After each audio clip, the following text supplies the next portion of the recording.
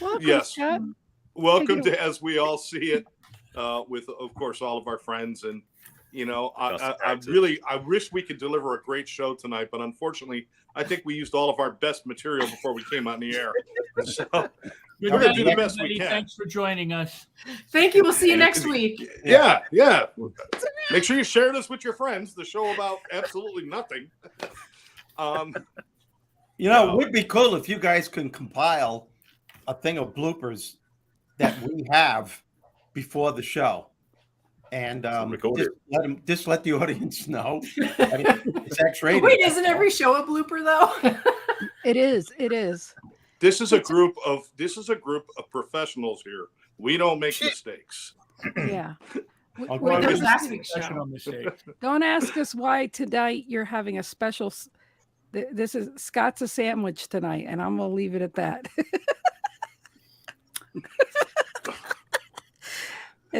And we're just gonna try to leave it like this. Hold on. And now I'd like to show you something I'm really proud of.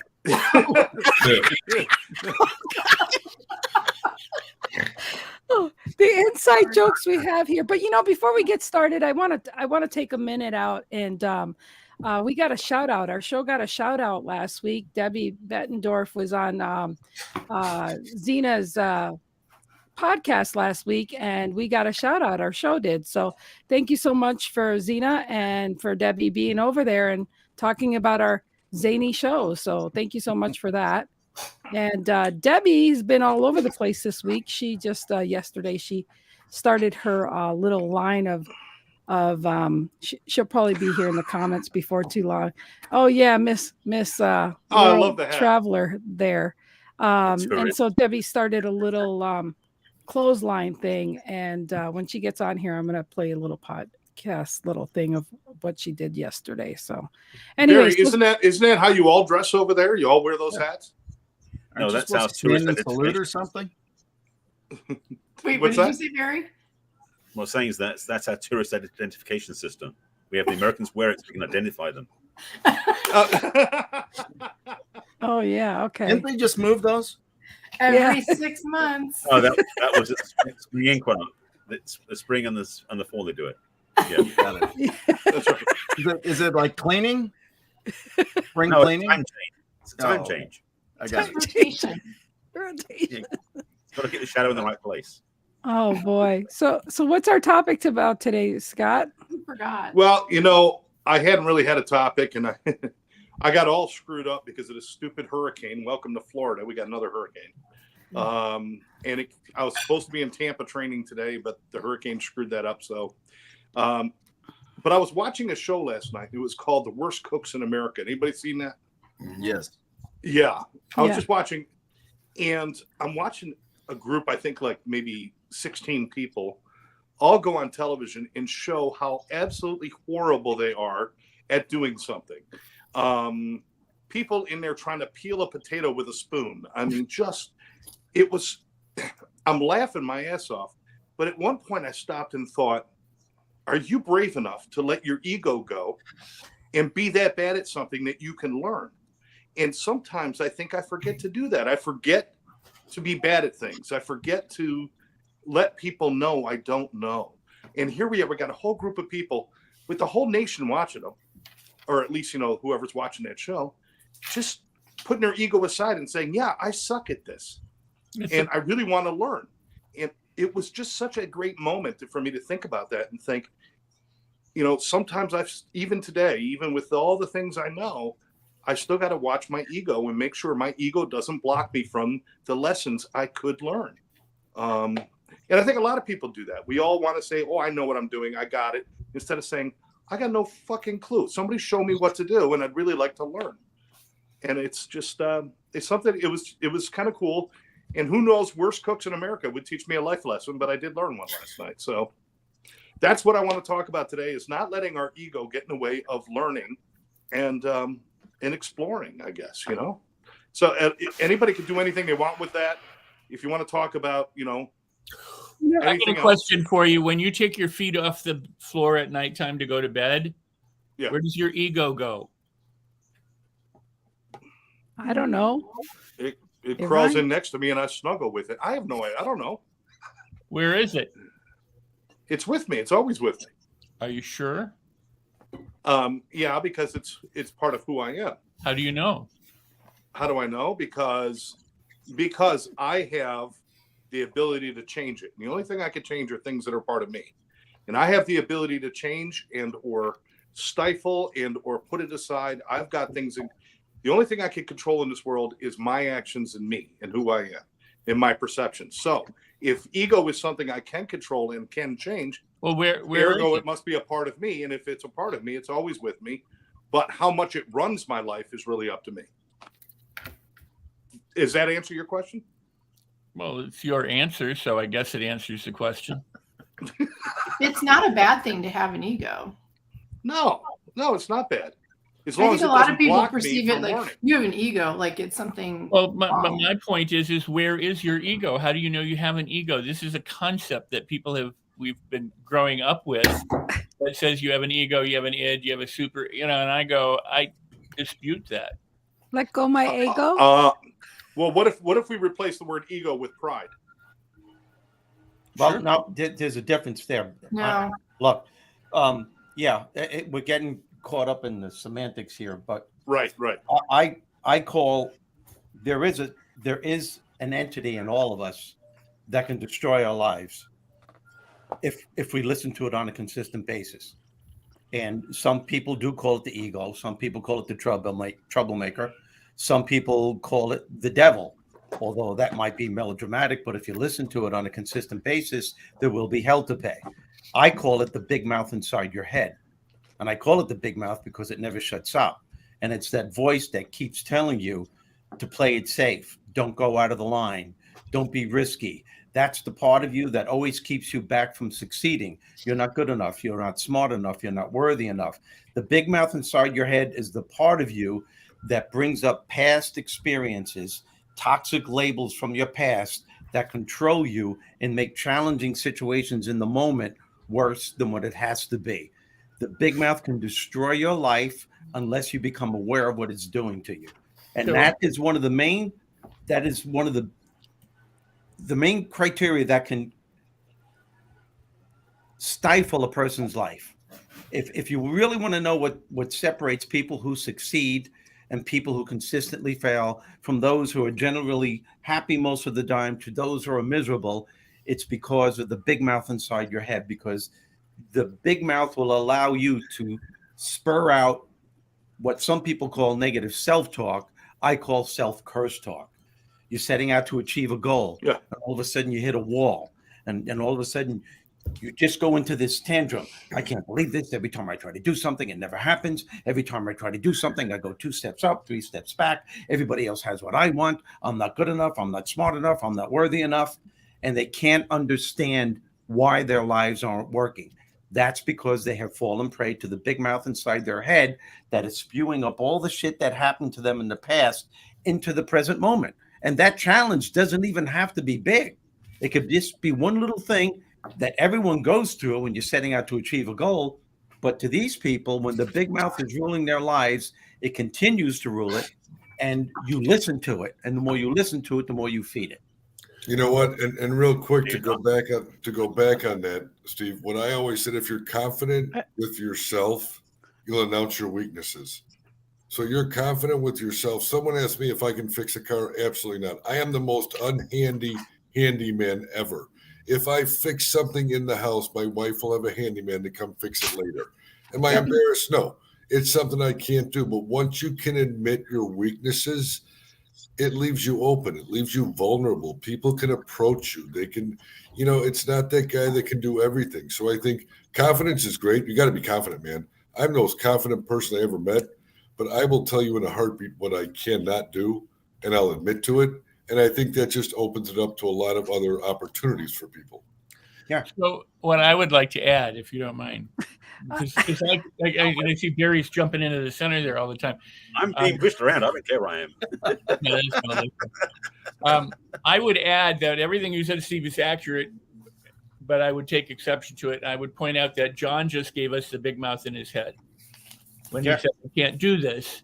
whether it's true or not. That's what John said. That's what he lives by, and it's great to admit things like that. There's things I can't do, so it's not a negative thing. But what I would argue is that a lot of people, when you say they think it's the devil, they think it's this, they think it's that people personify this thing as if that voice or that ego is somehow judging you or making, trying to get you and attack you and defeat you because.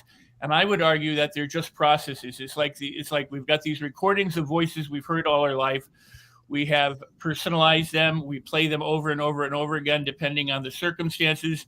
And we somehow think they're either separate from us or they're a part of us or they're this from us. But all they are is a collection of audio tapes, in theory, that keep playing, that are triggered by associations and memories and experiences that come up in life. And we react as if they are accurate when they're not, and then we personify it and say, well, it's my ego, or it's my demon, or it's my this, or it's myself, or I'm doing this, or I'm sabotaging it, when it's just processes of the brain. And if you understand it's just processes and we devoid ourselves from personifying it and owning it and accepting it, we have a better chance of turning the voice down or playing it at a different rate or getting free from it, because it's not something that is part of us. It's something that is a process that plays, but it's not us. Well, yeah, I guess. Yeah, I agree. Okay, un momento. I gotta hear Barry for a second. Un momento. Hold that thought. He wants to go back to the pre-show talk. I'm not attached to this because my ego doesn't play that way. The thing about the ego, which I want to break down this way, is the ego is not the big bad voice in your head. It's just a part of what we think we are. It's our personality descriptor. It's how we think of ourselves in the world. The ego is not good or bad. It's how we use it. And the thing about the ego, one of my favorite definitions is the ego stands for edging God out. The ego is basically where we think we're separate from, better than, or otherwise in charge. And the reality is we're part of something bigger than that. And so the thing about the ego is it's good to have one, because otherwise we would not get out of bed in the morning. Speaking about getting out of bed, it's what drives us, what moves us. But the thing is, if we then let it run the show, it's like having a 5-year-old driving a car. Not a good idea. Because the other thing is that, Scott, about the ego, the fact you're talking about the ego means you're not the ego. That's the key. Right. Ego's part of us. If you don't know you have an ego, you think you are it, and that's the confusion. So the thing about I argue that you don't have an ego, that it's just a concept that we have bought into that doesn't exist. Yeah. The ego but you have to admit, you have to admit there's something within us that keeps us from But that's not the ego. failing. There is something, and it doesn't matter what, you don't even have to call it anything, but there is something in us that keeps people from going on with their lives. And I guess, this is good conversation because it's tough as to how you want to label it. But I think the key is, whatever you want to call it, the key is awareness. Because as soon as you become aware of what you're doing to yourself and what you're saying to yourself, then you have an opportunity to steer your thought process in another direction. That's more. And then we got books like this, Conversation with Bob. Yeah. Just saying. Maybe I'll write it. I think you're closer to it with the awareness piece. I was talking to my daughter today, and I was sharing that over the weekend I had a situation where I walk into the situation knowing my role and very comfortable with my role and very accepting of my role. And as the day goes on and the opportunities present themselves, I get to put me in the game, coach. I'm ready to go. And so we were talking, and her being a former college athlete and now a CrossFit competitor, I said, George, I guess the best way to say this, have you ever had a time where you felt like you could help the team and you were sitting there, and although you were being a great team player, you just wanted to get in there and contribute? She goes, oh, I get exactly what you're talking about. And I think that that's actually this topic of letting your ego rob you from the lesson, because I actually went, oh, I can actually learn a lot from this. Number one, do I have the desire to be in there? Do I want to contribute? Do I want to utilize the talents and capabilities God's granted me to put my fingerprint on it? Not for me necessarily, but do I think that I can, provide added value? Yes. But it's also not what I was asked to do at that time.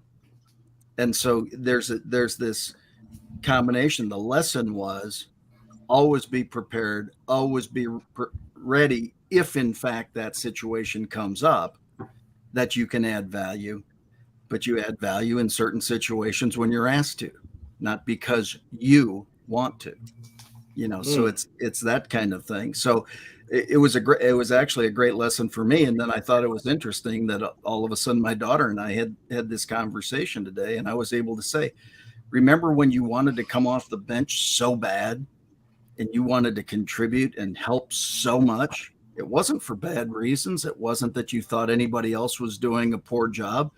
You just wanted to add value. She goes, yeah, absolutely.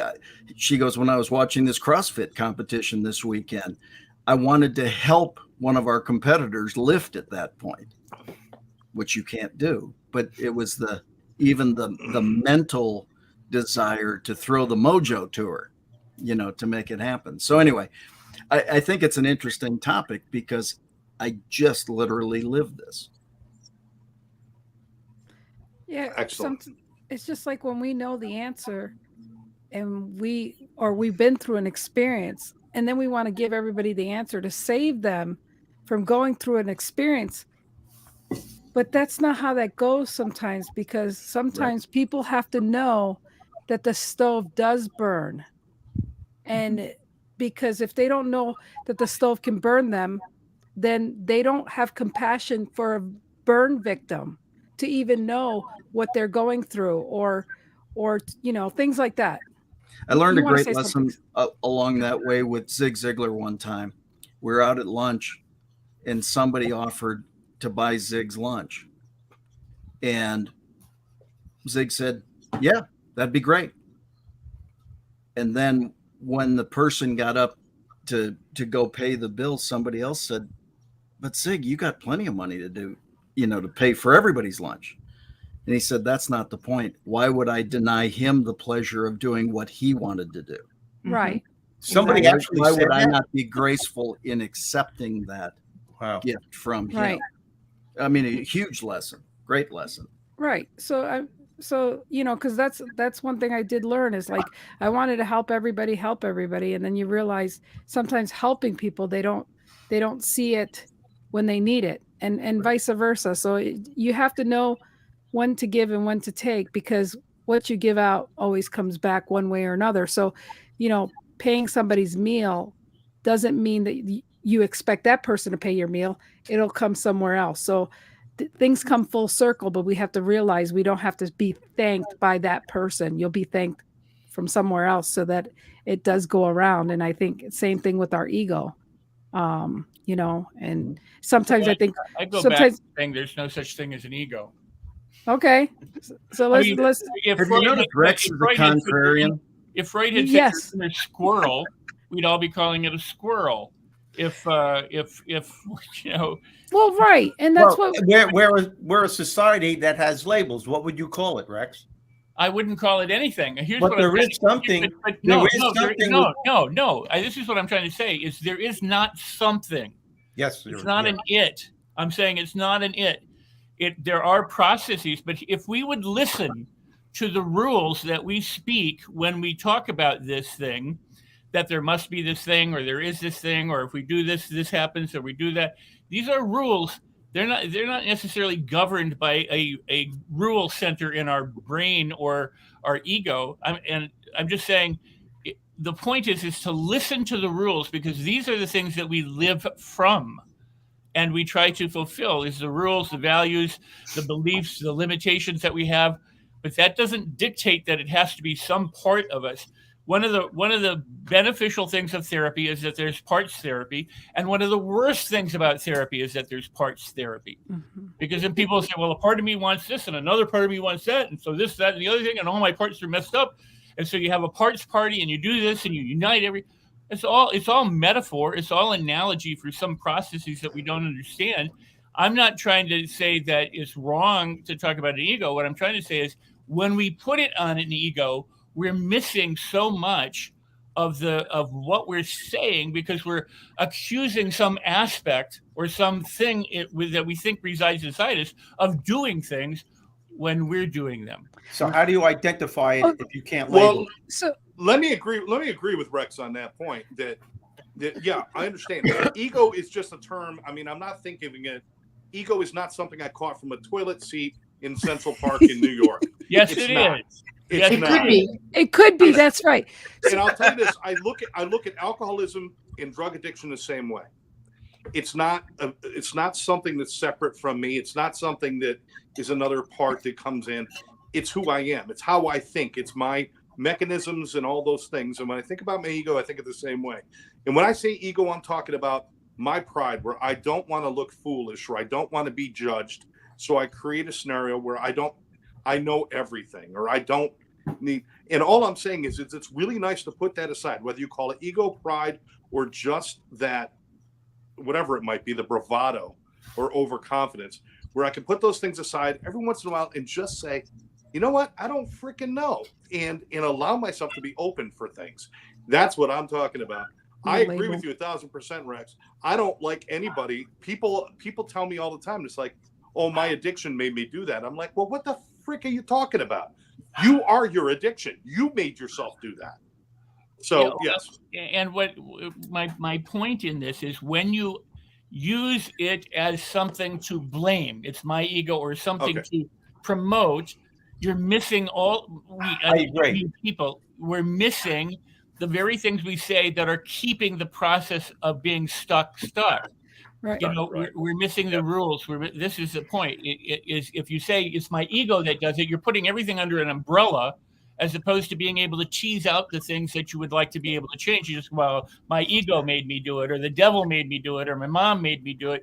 It's the same kind of, it makes it an other person inside of us that's doing something, instead of, hey, we do these things that we can transform. Well, Yes. we should detach from labels. That's like fair. Wayne Dyer would preach that all the time, you know, detaching from labels and having labels be, or have words. Yeah, or but things. Wayne Dyer also talked about ego a lot too. Well, So he could be wrong. Who cares? Yeah. exactly. Yeah. And I think you're right there. Right? You don't have. It's not labeling it. I think the key is becoming aware that something's not right within you, Right. and you need to fix. But I don't think there's anything wrong with putting a label on it. Not a label like you're disregarding that you're doing it to yourself, but it's labeled so you could say, okay, there's a part of me that's fucking my life up. There's a part of me that's really screwing me. I've got to figure out where this is coming from, and why it's doing it. Because you can't fix something unless you know it's broken. Go ahead, Rex. Well, if you hear what you just said in your discussion, I don't even know what I just said. Well, you just said It's doing it. That's the first problem.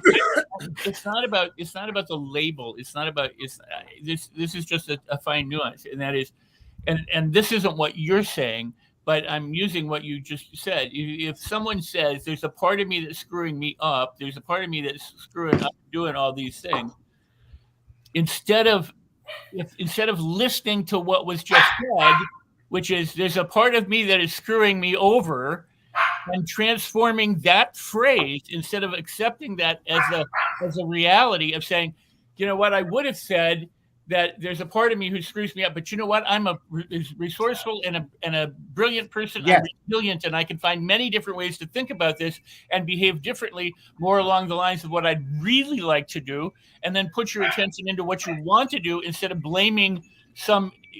It's not blaming. I think for a lot of people, though, it's not blaming. It's just acknowledging that there's a part of you that doesn't make your life work, and there's a part of you that makes your life work. And it's easy for some people to say the one part that's not working is your ego, and the other part is your authentic self or your true self. So we can go back and forth. I want to make sure we get Kel and Ann in here for a minute.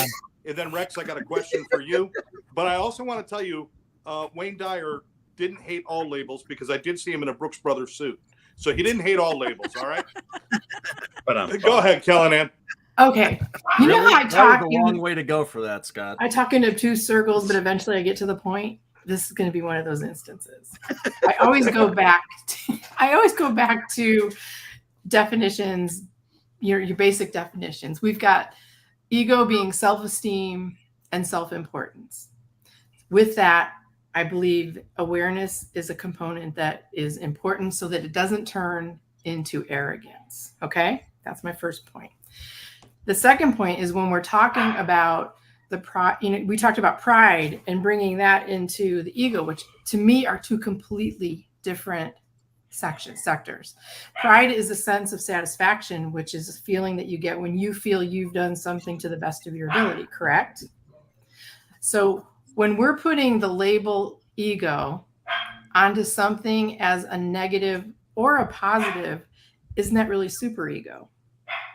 Because we're adding another label here, but okay. No, I'm just saying, because super ego is where we put society's definitions and constraints into our in defining things. So technically, I think we're talking about super ego when we're saying that we have, when ego is, defining your life or defining your feelings or things like that. So super ego has a cape. Is Yes. it Marvel or DC? Yes. So I know I kind of went off in a circle there, I was very, definition-esque, but that's how my mind works. So I'd like to add a bit of a piece in especially about the lesson piece, because that's the thing we've been talking about the ego a lot. We haven't talked about the lesson piece. Yeah. The thing is that, well, firstly, a little story, because most people know this one. But the thing with the butterfly is when a caterpillar goes into the cocoon and becomes a butterfly through that strange transmogrification thing that goes through, which nobody understands how that works, I think. The thing is that there's a story about when a young kid with his dad was walking in the yard and found this cocoon cracked open and the butterfly was trying to get out and was struggling. And so the dad took the cocoon off of the bush it was on, and the kid took it inside and very carefully with a knife they cut open the cocoon and got the butterfly out. The problem is the butterfly never flew, because part of what happens when the butterfly is struggling to get out of the cocoon is the pumping action of pushing to get out of the cocoon puts blood into the wings so it can fly. It's actually physically it's not possible for a butterfly to fly if it's taken out of the cocoon prematurely. So that's one thing I want to say, because a lot of times our lessons, if they are, like Scott was saying earlier, if they're shortchanged in a way, like if they're taken away from us because we don't get the full blessing, we have to do it again, frankly, because lessons are given.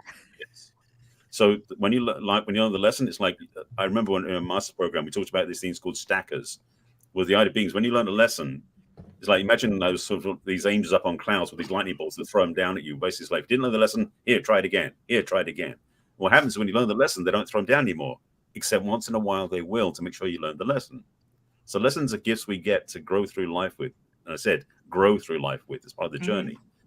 The thing about the ego piece is, and I think in the context of the statement is, for me, it's about the idea is that when we turn a blind eye or we think we're better than, that's the dangerous one, then the lesson that's coming is when we miss out on the lesson.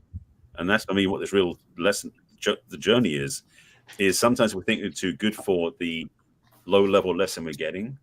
That's when we get, quote, attached to our ego sort of thing, when we think we don't deserve it or we're better than that, whatever that thing is, that comparative thing, that's where we get out of touch with reality. So I personally believe that the lessons we get most of the time are gifts. But I've also learned when we ignore lessons, they sometimes get a little bit louder, a little bit louder, a little bit louder. So instead of being a tap on the shoulder, it's a hammer upside the head. So when you get the lessons, I suggest you try to get them as soon as you can, so you don't pay the price later on for a much harder lesson. Exactly. So just throw that on the table. I like that. Let's continue into the second half of the show and talk about the lessons. And we'll all agree, just like Rex said, that the ego is something you catch from a virus like from Wuhan or something, and it's just a virus we all caught. Well, it's in New York. Whatever reasons we stop ourselves, we rob ourselves of lessons sometimes. Call it ego, call it arrogance, call it just not being open. And maybe we'll continue on and follow up on that second half. And thanks for setting that up, Barry. Go ahead, Scott. Well, I was going to say, I think a big part of it is the awareness, but it's really being observant of the fact that there's a lesson in, there's an equal and opposite reaction in everything that happens, which means that there's typically a lesson in everything that happens. The only question is, are you observant enough to recognize it as a lesson? And are you willing to subordinate, and you may call it ego, but are you willing to subordinate what you already know to go, oh, I could learn something else on top of what I already know. And I agree with you, Barry. I think, you get that tap on the shoulder, and then the 2x4 across the face. I mean, it's I've been there, I know. well, me too. I think we all And it's one of those that I think that the more observant you get, one of the things about growing or being in this space and being around very knowledgeable people is being able to accept different hypotheses and different potentialities, right? You're living the situation, but I've described it to people before. There are times where I'm in the middle of a conversation, but I'm standing over here too, observing it. I've been able to somehow develop an observer role at the same time I'm in the midst of it.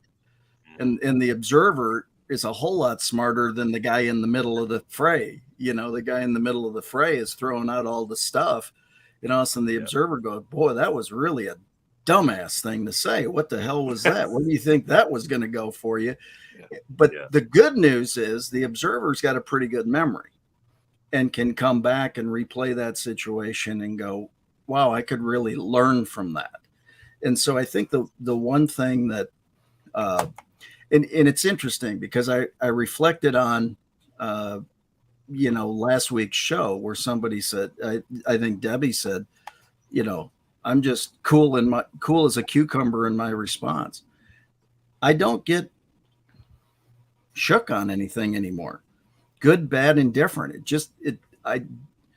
just doesn't, because I guess so much shit has happened across the years that you finally get to the point of going, why not look for the opportunity to learn something or the opportunity to add something or the opportunity to do whatever, as opposed to having to be right. You want to be right or you want to be happy, you want to, it's one of those kind of situations, do you want to, does it always have to be your situation?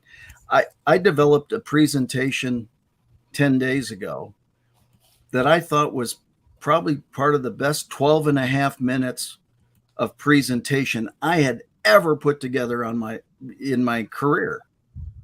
And then I went to an event and I went, well, I think that's great. I'm not sure anybody else would. And I totally deconstructed and rebuilt something that I think now is even better. But I don't know that I would have necessarily done that in the past. I would have gone, oh, look at what this is like. Oh, this is the best. I'm never going to do, right? And you start to, and it's funny. I was in a meeting with a guy today, and I referred to something that I learned. I said, I got trained by an insurance company. And to this day, I use what I learned when I was trained at 18 years of age. And I said something to him and he goes, God, I used to use that. Why don't I use that anymore? That is so good. And I said, well, let me be honest with you. I don't think I've said it in 20 years myself until just now. And I had learned it 20 years before that. So how many things do we learn that work, that all of a sudden it's like we feel we have to learn something else, and yet what we already knew is pretty dang good. So again, I think part of it is being able to critically say, hey, I could dust that off and bring that in. That was a real good way to handle that situation. Things like that. I think if you're open and honest with everything you've observed in your life and all the different things, I think you'll go back and figure out a lot of the shit that you thought was really bad isn't all that bad. And a lot of the stuff that you thought was all that bad is actually pretty good. I mean, I'm pretty sure leisure suits are coming back. I'm just saying. I don't know. It is cyclic, yeah. And you're welcome to wear them. No, you're the guy in Wisconsin. That's true. So I want the double pockets on one side, both breasts. I want to. Corduroy? First, let me say, when I say the thing about ego, you're not wrong if you believe that there's an ego. I mean, I'm not saying that to make yourself wrong, or that I'm trying to make you wrong if you believe it. What I'm getting at is, if I say bell pepper, who here can imagine a bell pepper? Everybody? Okay. What color bell pepper did you imagine? Red? Red. Yellow? Red, yellow, orange, green. No, yeah, no. And there's purple. But which one did you actually imagine? Oh, you Green. I imagined like all red. four? Scott went, I'm going all out. I'm having a I'm going short. spectrum. Green. So somebody green, red. Okay, but here's the thing.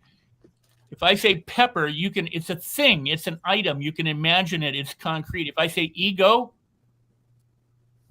what is it? Yeah, right. You can't grab It's it. a concept, is what I'm trying to get at. It's a concept. And there's nothing bad about having the concept. But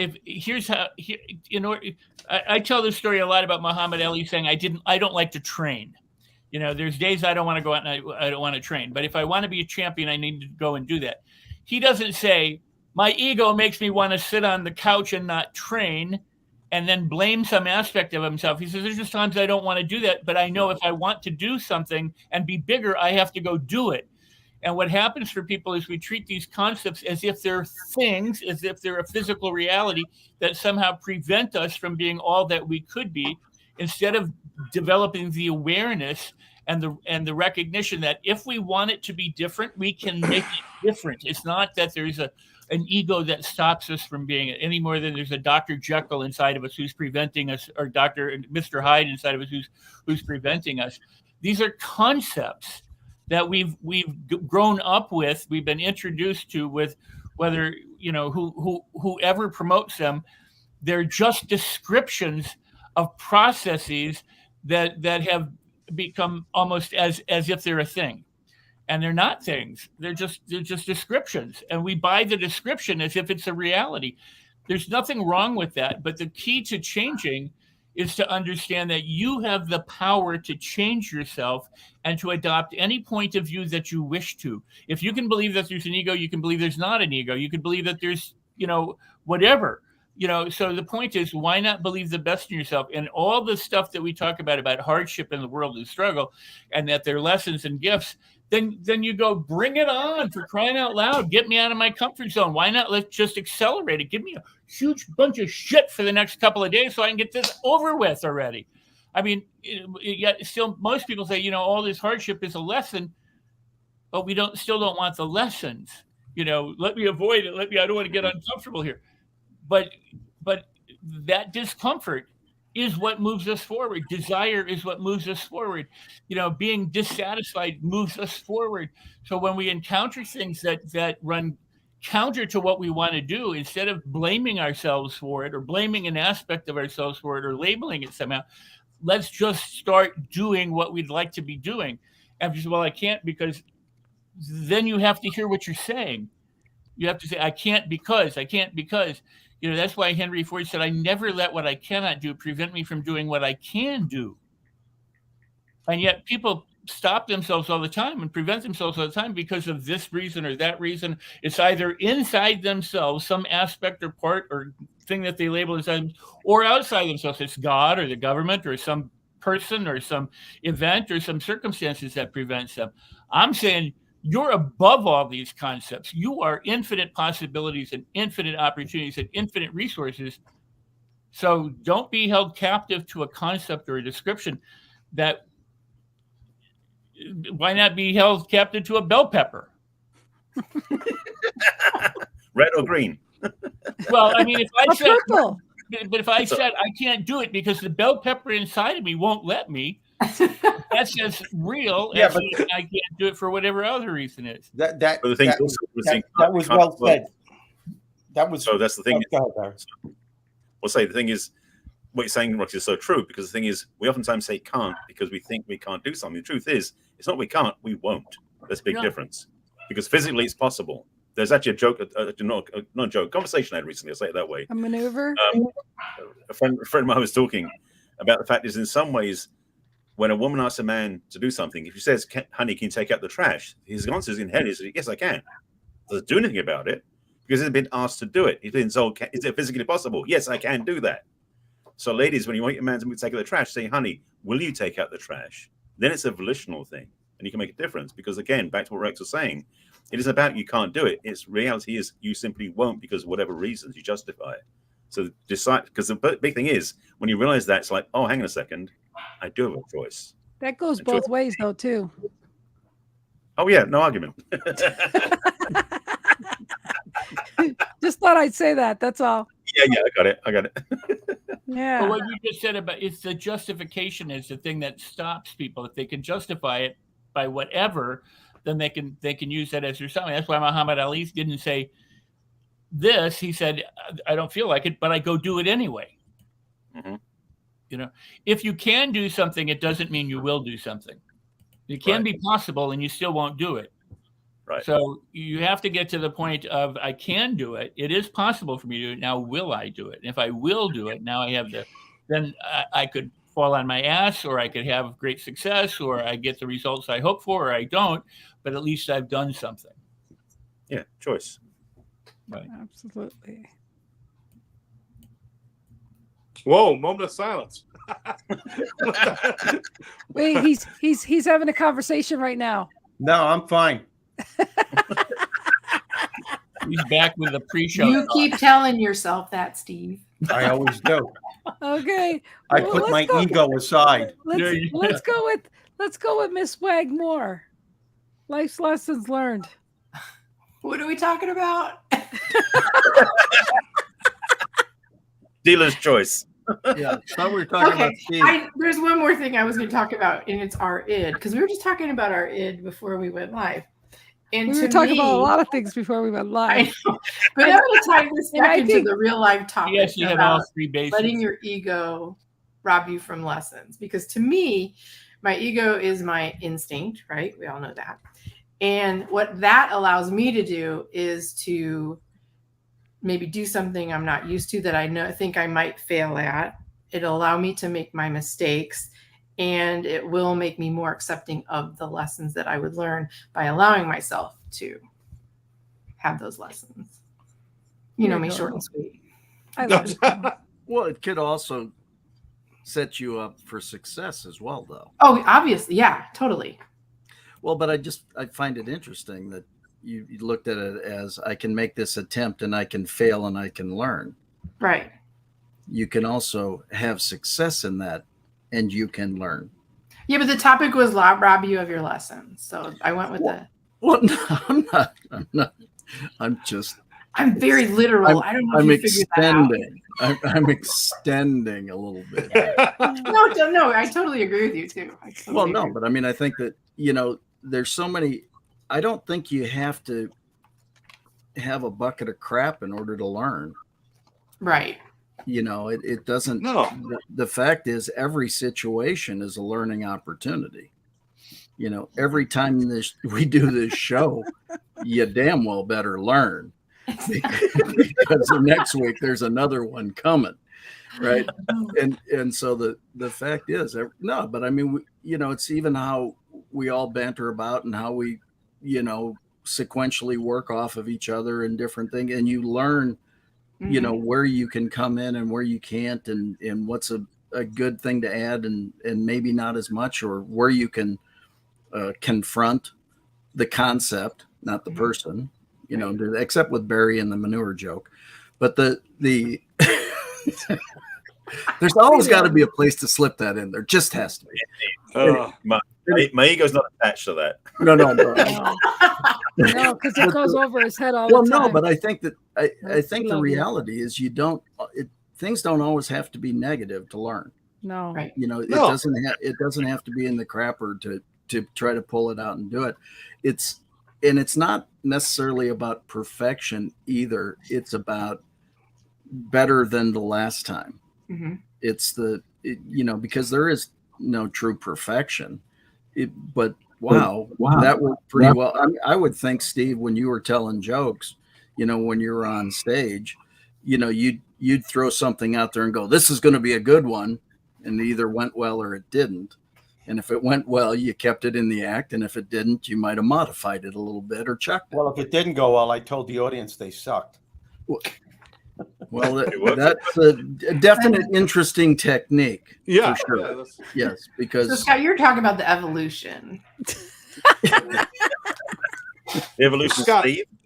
Scott, I like what you're saying, because if you think about it, every day you go in and you know, if you got a business or whatever, you go in and, hey, listen, I had a great day. I made a couple of grand and I made a good deal here.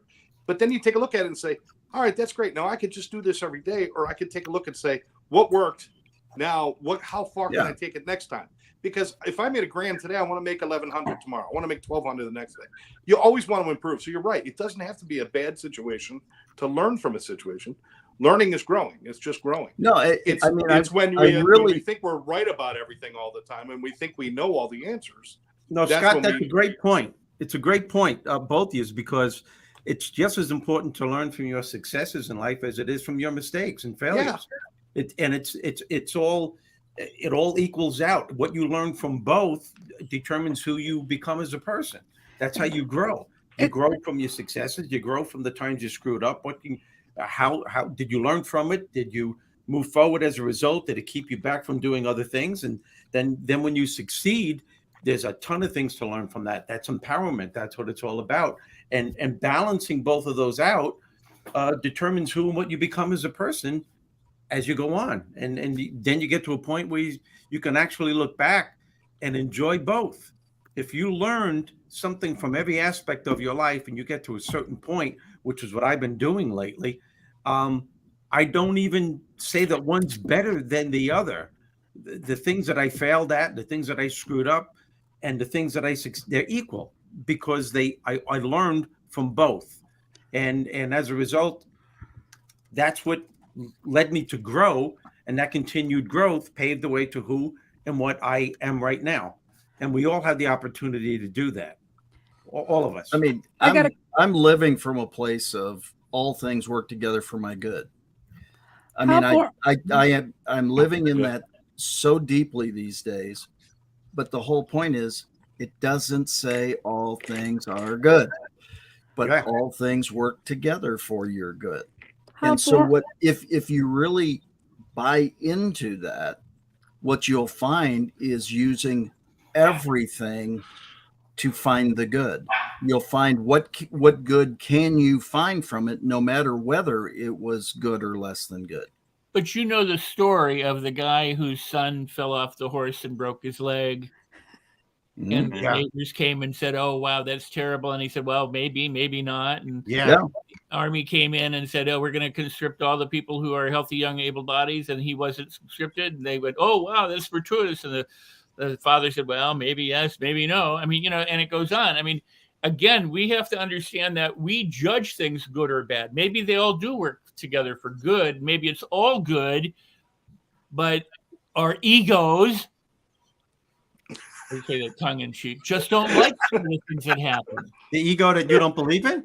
Yeah, there you go. I don't believe I think he was directing it at the middle box, but I'm just. I pointed this way, but the point I'm making is you know, we are people who make judgments. Right. Now, my business, I'm a modeler. I take examples of talent, genius, whether it's in science, art, music, you know, you name it, whatever it is.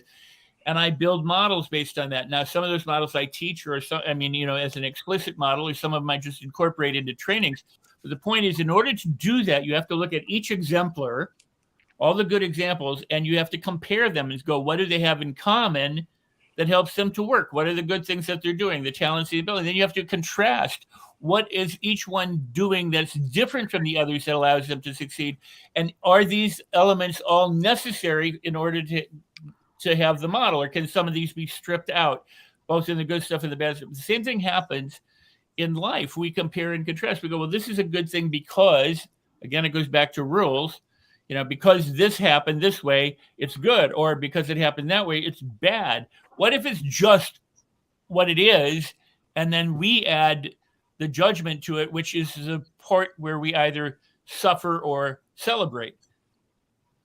Because if we're judging it as, I don't like this, this hurts, this is terrible, this shouldn't have happened, blah, blah, blah, we probably don't feel that good. And if we go, wow, you know what? This was wonderful. I mean, it wasn't what I'd asked for. You know, I'm exploring some options that I would never had to explore before. I'm learning some things that I would, but it's all for my good. Then maybe we go through it differently. Let me I think that's what all things work together for your good. Yeah. That's what it really ends up doing. It's neither good. You get far less judgmental, quite frankly, because it's neither good nor less than good. It just is. Let me share.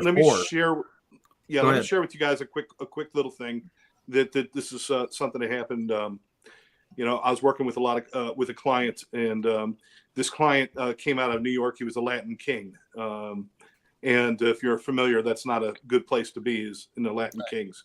He was conscripted there by his father. His father was a Latin king, and when he was a child, they made him a Latin king. He didn't want to be a Latin king. They made him one. And every time he disagreed with his father would hit him in the head with a ball-peen hammer, and he had skull fractures and brain damage.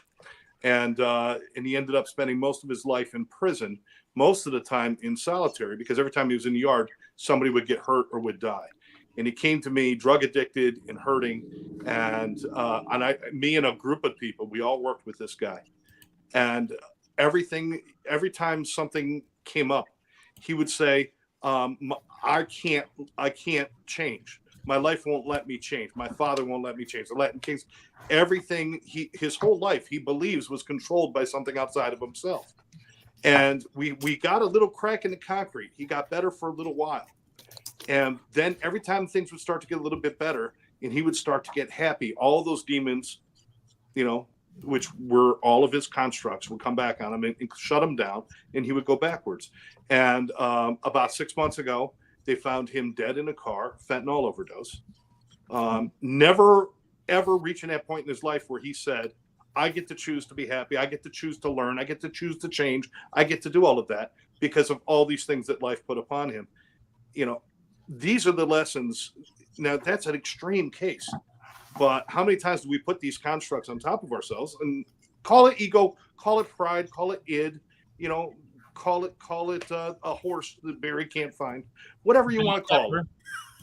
It's just, it's all stuff that we just create to put in a way of us just letting go and seeing what's around us and taking advantage of what's around us. Yeah. But as always, you guys, I love all of your comments. I love everything you share. I love the fact that we could all go in 1,000 different directions and somehow still end up at the same place, which is at the end of the show for final thoughts. So let's go around.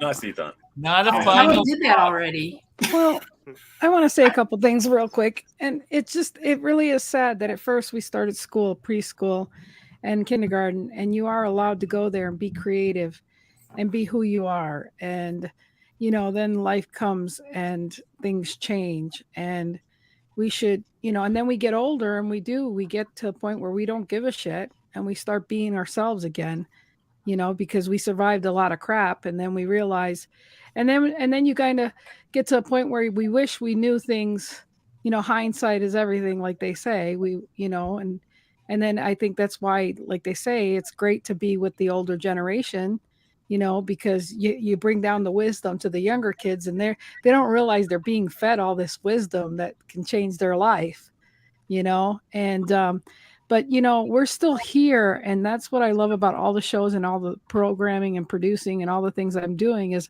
I really hope that people out there realize that and resonate that we are trying to make a difference with the world, that you have the opportunity to change and realize that you're not stuck with the programming you got and the programming system that we were programmed in school, that you have freedoms. You have freedoms to change everything, your relationships, the people you're around with, and the people that are, that made it to the top are not all the people that you should be following as influences. There's a lot of people that are there that are bad influences and that have ruined it for other people. But be mindful if that's not working for you either, that, and I'm just wanting to give clues that, I do have, and I'm not honored or happy to say this, but I do have a lot of influential people coming to me now that want to be in my shows and want to follow what I'm doing. And that doesn't impress me by no means, but I take to heart to know that I'm surrounding myself by people I endorse, believe in,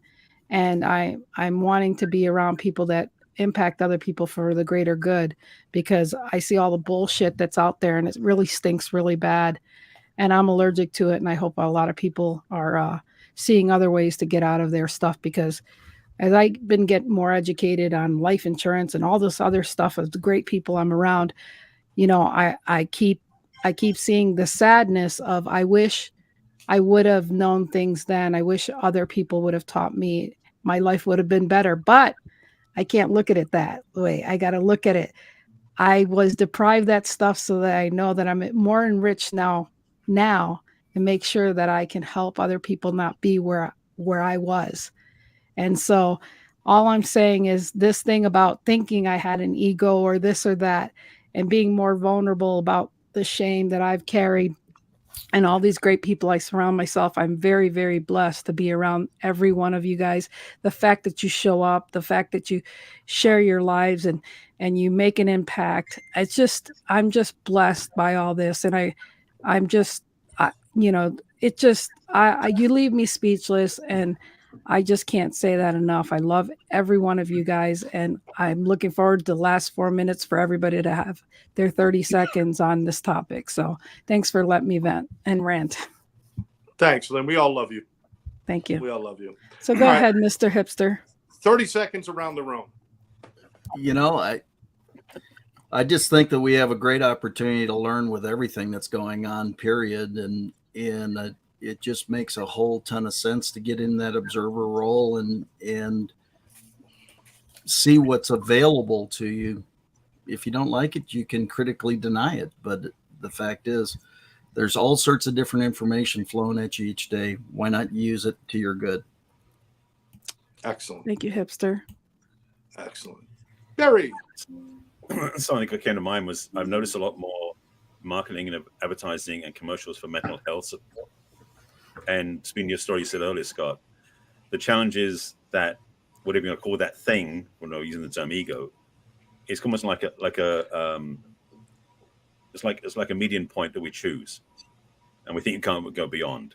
And frankly, when we recognize that there's always more to learn, like most coaches don't have their own coaches, which is a mistake, I believe. I'm grateful I have one at the moment because I was without one for a while, and I'm never getting my life better. Even though I'm doing really good at what I'm doing, I always want to be better at what I'm doing by having somebody guide me who's got more skills than I do.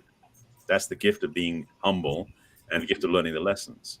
And frankly, most of us could benefit from somebody who's a mentor or a guide, because most of our parents weren't the best opportunities, best guides for ourselves, as you were saying, Scott, with that story.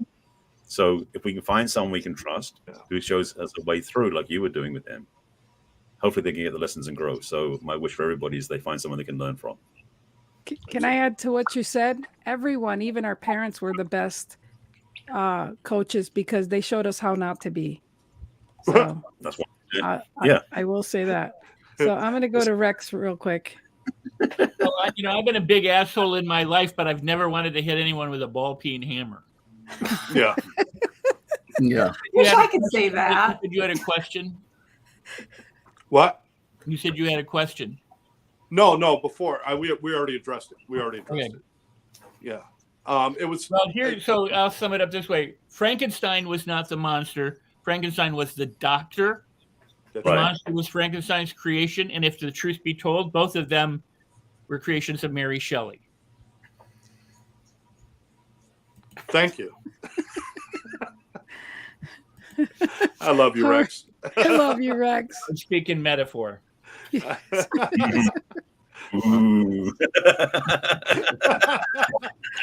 I speak in the linen closet. Who knows? Friend, good friend. I guess it's my turn. Good. Okay, Debbie and I were talking about this on our show last week a bit about mindset and things, and everyone had some really good insights today. But I think it all comes down to this, and I think you guys have heard me say this before. We're here on this planet to experience, to learn, to grow, and to become the very best person that we can be. And what I mean by that is how you experience all of the things that happen to you throughout your life.